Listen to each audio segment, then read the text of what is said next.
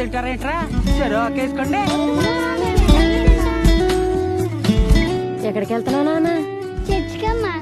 అదేంటి మనం వెళ్ళాల్సిన గుడికి కదా? అంటే నా ఫ్రెండ్ విలియం రాంబాబు కూడా వెళ్తున్నారమ్మా, అందుకే నేను కూడా వెళ్తా.